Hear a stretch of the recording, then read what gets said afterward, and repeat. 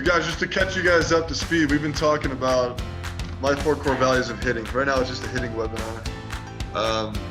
So rhythm and timing, weight transfer, connection, and finish. And today we're talking about connection. Rhythm and timing, kind of simple, kind of like your load, your stance. Weight transfers, just like the linear weight transfer, rotational weight transfer. And hitting into a firm front side. So kind of basic stuff. But today, we're gonna hit on connection. So guys, a little background on myself. I'm originally from Chicago. I went to school at Western Michigan University. It's pretty neat. Like I only had 2 other offers to go to, I think Illinois State and Eastern Illinois. I never got drafted out of high school. I never got drafted as a junior in college. But finally got drafted my senior year, and I got drafted by the Cincinnati Reds. And these are the couple teams that I played for, and kind of tell you my highlights from each stop. In Cincinnati, obviously a rookie, but one of my highlights there is I remember hitting a home run. My first home run ever, my first big home was off of Adam Wainwright. It's pretty Adam Wainwright. He's not no pushover, you know what I mean? Tough pitcher. And then going to Oakland, played in a perfect game with Dallas for Dallas Braden's perfect game. I got to play second base. I only made 1 play in that game, but it was in the 3rd inning. If it was in the 8th or 9th inning, it probably would have been a lot more difficult play. And then moving on to Texas. Texas kind of like I really started rebuilding myself and started making adjustments. It was kind of like make or break here. And then I got one more opportunity in San Diego, and I kind of had a comeback year in June of that year. In June 2016, I was hitting like a $180. They're talking about sending me back down to AAA. At least I thought they were going to send me back down to AAA. And I ended up turning my season around. I was hitting a $180, $190 in June. I ended up hitting 13 homers that year. So that like almost doubled my career homers. And then ended up signing a big league deal with the Oakland A's the next year. So I went back to Oakland, but then got traded to the Diamondbacks and got to go to the NLDS. We played that wild card game in 2017 against the Rockies. I'm not sure if you guys remember that. Archie Bradley hit that triple against the Rockies. We won that game. And then went to the NLDS, played the Dodgers. And I got to start game 1 against Kershaw, which was always a treat. And then I finished my career with the Indians in Cleveland. My last time playing in the big leagues was September 2018. And then 2019, I played in Columbus, AAA for the Indians most of the year. And then decided that was it. And now I'm on to coaching. I'm actually coaching in Arizona for the Arizona League. So we do spring training, extended spring training, and then the Arizona League. So I'm looking forward to that as well. And guys, the mental side of the game, so important to me. And I didn't really tap into the mental side of the game until probably late high school and then college for sure. But how I grew, I mean, I could have done a lot better as I progressed through pro ball, as I was in the major leagues. And I just feel like baseball as a whole really hasn't tapped into the mental side of the game. So guys, tonight, the topic of the mental side is focus on progress, not perfection, right? So I had a strength and conditioning coach that told me, don't let perfect ruin good, right? We know you guys care so much about playing ball. You like competing, but you don't have to be perfect. Just know that you're good enough. But for me, I like to deliver it more on a positive way. So I'm going to say, instead of don't let perfect ruin good, say let progress render greatness. Right? That's another way to say it.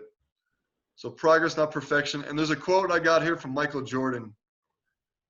It says, I'm a firm believer in goal setting, step by step. I can't see any other way of accomplishing anything.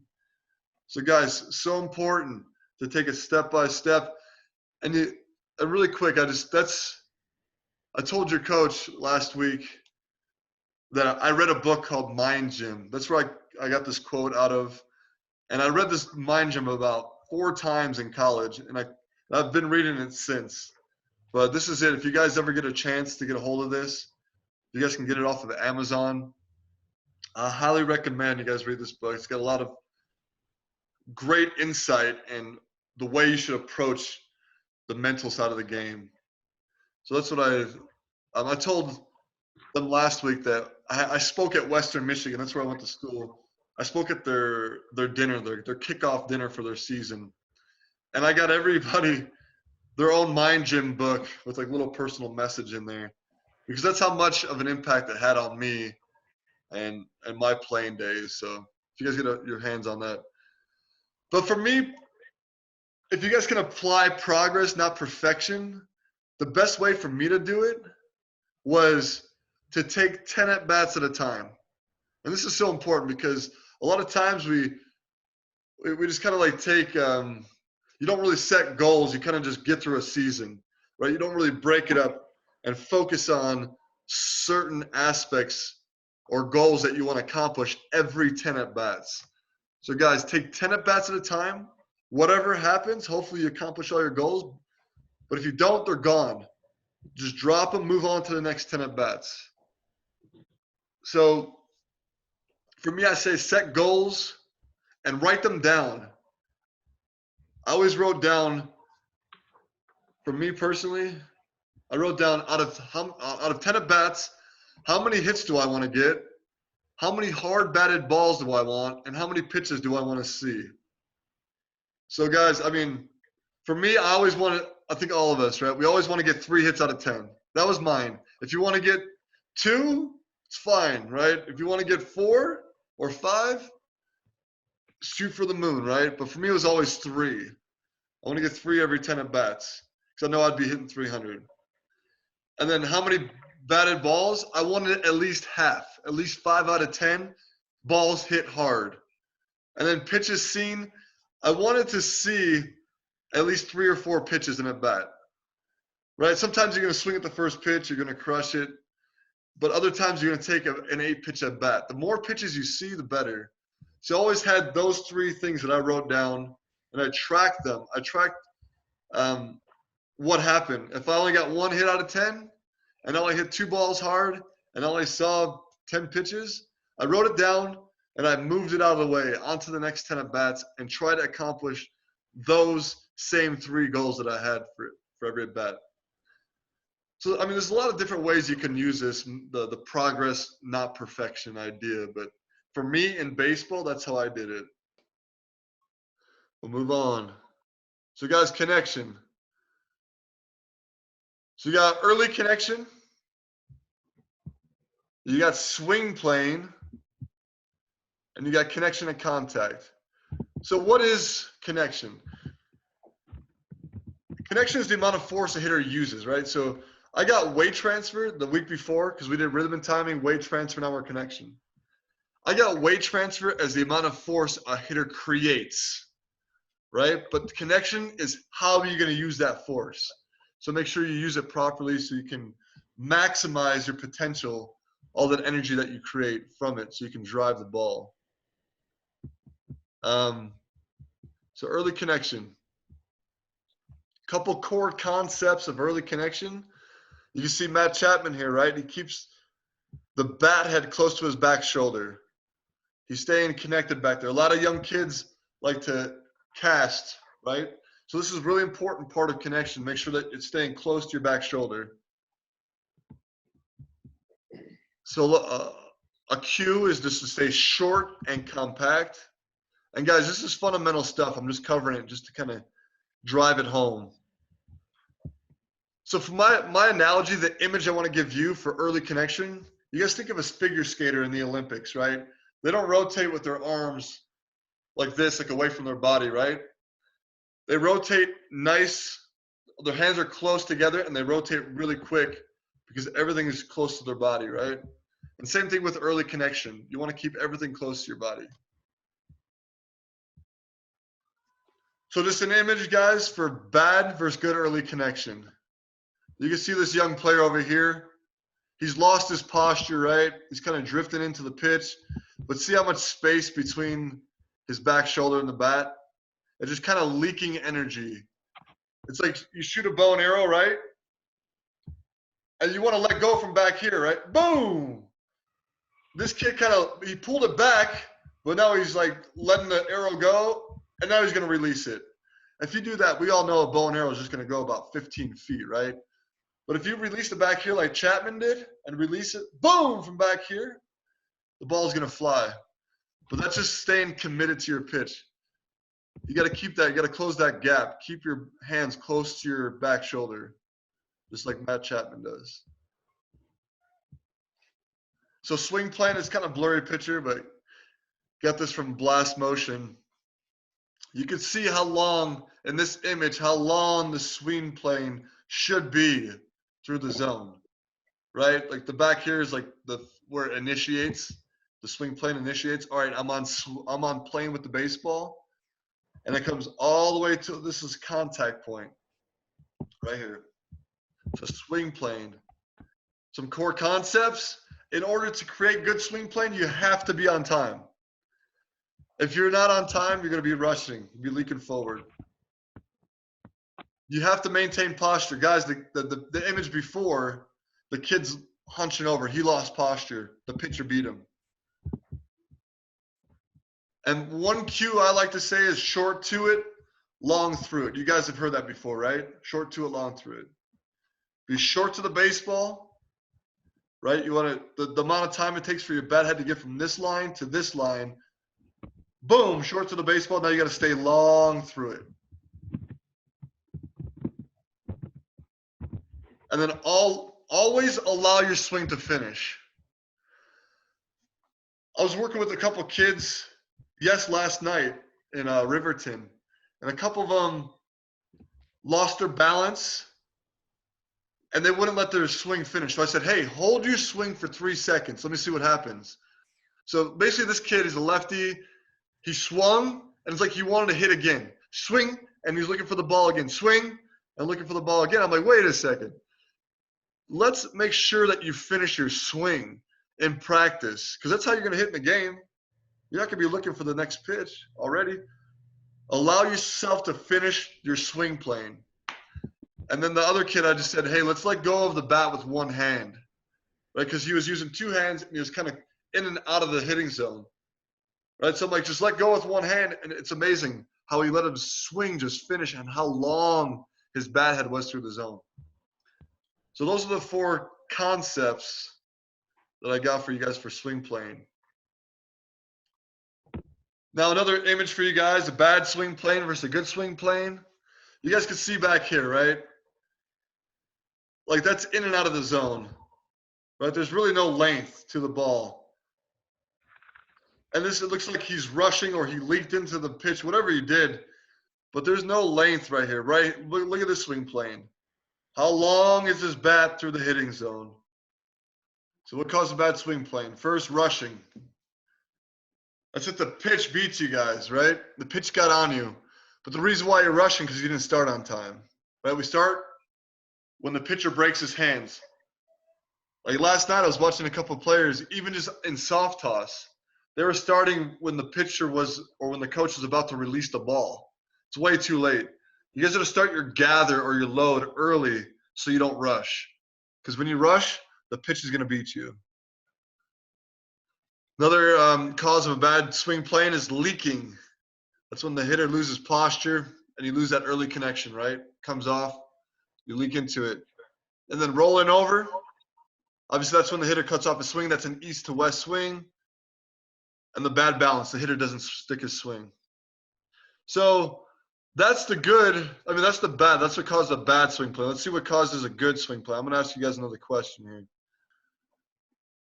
So being on time, like I said, when the hitter breaks his hands, that's when you start your load. Whether you sit down or whether you pick up your leg for a high leg kick, he moves, you move. But you don't do that until he's breaking his hands. You think of like a Johnny Cueto that might quick pitch you, right? You might lift his leg and hold it. Don't start yet. If you start too soon, it's going to be counterproductive. So start when he breaks his hands and he's coming at you. That's when you start loading. So dance with him, right? Be in good rhythm with him. And then hit through 3 baseballs. When a lot of us, when we get in trouble, we just hit through 1 baseball, boom, in and out of the zone. But if you can keep your swing plane all the way through 3 baseballs, it's going to help you stay. It's going to help you drive the ball, give you a lot better chance of hitting the ball as well. So a couple other ones: maintain your posture, and then stay balanced. Hold your swing for 3 seconds. So here's a drill I shared before in the intro, but it's a drill that if you guys have access to this, it's called a connection ball that we started using about a couple of years ago. At least I started incorporating it into my everyday routine. So here you go.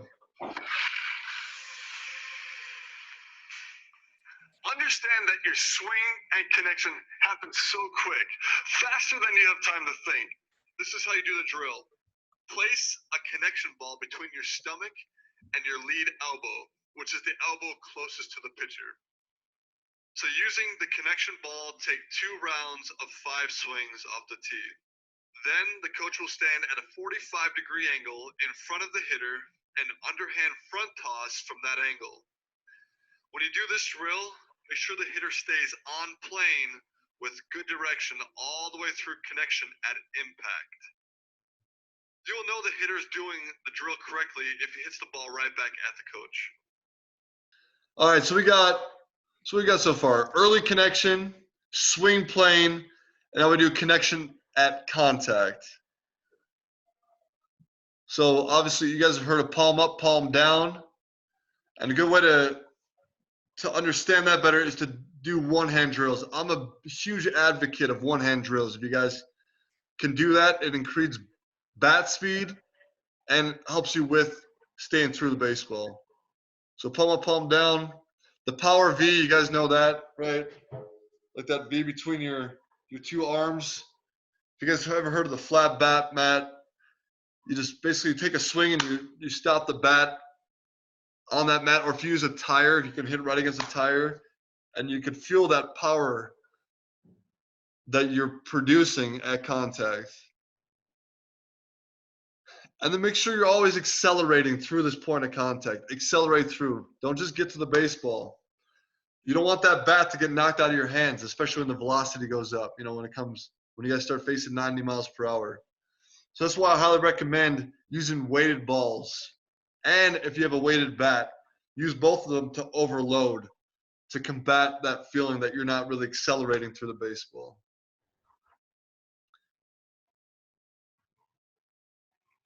So the 4 core values again: rhythm and timing, weight transfer, connection, and finish. Those are the 4 core values. And I always tell the coaches that if they want to sign up for this online hitting course, we give them a discount right there. So I take them through all 4 phases, and I give them challenges to do for the coaches and for players to do. So if you guys are interested, or you know anybody interested, it's always there. And then I just open it up. That was a quick presentation. I kind of went through that pretty fast. But just kind of open up to see what you guys' thoughts were. What's your approach at first pitch? First pitch approach? Yeah. So it's varied from year to year. For me, I've always been an aggressive hitter. I'm ready to attack the first pitch, especially if there's guys on second and third. I'm always ready to attack that first pitch. But one of my best years was actually I was determined to take the first pitch. I started studying my teammates like Elvis Andrus and Adrian Beltre when I was in Texas, and I'd go into the film room, and I started noticing, I'm like, these guys don't really swing at the first pitch too often. Like, it's got to be the right situation. So I started doing that. I was more patient, just trusting that I can take a strike, and then I'd be fine with hitting with 2 strikes. That's the thing. If you're not aggressive on the first pitch, you better be confident to hit with 2 strikes.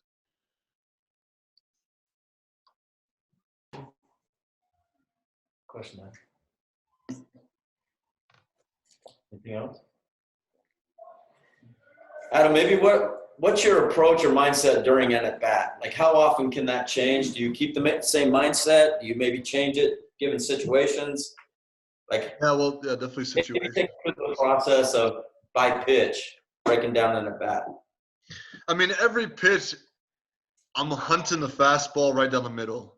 Like no matter what, I'm not giving in to that. I'm not trying to hit the mistake. I am trying to hit the mistake. I'm not trying to hit the pitcher's pitch. They always try to nibble on the outside corners, but for me, I'm looking to hit the mistake right down the middle, and I'm hunting that fastball.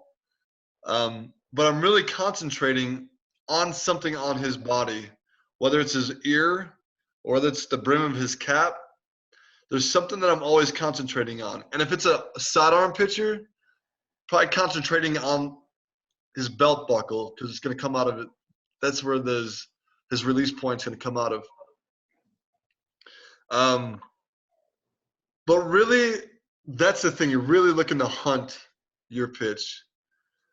I mean, I know that's kind of sounds fundamental and simple, but I think that's how I always approached my at-bats. What kind of pitches do you guys like hitting? What's your favorite pitch to hit?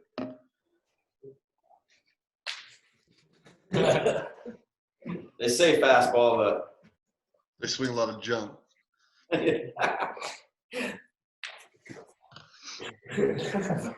I mean, I think what we see too a lot is we can hunt fastball, but making the pitcher pay. We get a lot of foul offs at fastballs. You know, you'll see your pitch and you miss it. You foul it off. That's the one pitch you got. So I guess just the mentality of actually being a hunter and going out and getting that pitch and making sure you don't miss. It's kind of the mindset we got to go up to bat with. Yeah, you do. I mean, but the thing is, like, for me, my mindset was always that pitcher's in trouble. That pitcher's at a disadvantage until I get to 2 strikes. And then once I get to 2 strikes, now we're even, right? It's an even playing field now. But until 2 strikes, I'm in the driver's seat. I'm hunting my pitch. But it goes back to that bow and arrow concept, right? You just got to be willing to commit from back here. Boom! Not, oh, I'm trying to read the pitch and boom! You can't explode from up here. You got to explode from back here and commit to the pitch. Always be on the attack from the backside. Also, Adam, maybe what was your 2-strike approach? I mean, were you choking up at all? Were you 2 inches in? Were you 2 inches up? What kind of adjustments did you make? I mean, it depends on the situation, really. I mean, usually with this guy on third base, this guy's in scoring position, I'm making sure I'm putting the ball in play, especially if there's less than 2 outs. So I'm choking up. I'm taking a very small stride. I'm making sure my backside's loaded, my back scap is loaded, and I'm letting that ball get as deep as possible. I'm trying to hit the ball out of the catcher's glove because nothing's going to beat me. I won't let anything beat me. And make sure that I'm not swinging at his pitch, his slider, or the elevated fastball. I'm really digging my cleats in deep, sitting on the backside, loading my back hip. Nothing's going to beat me.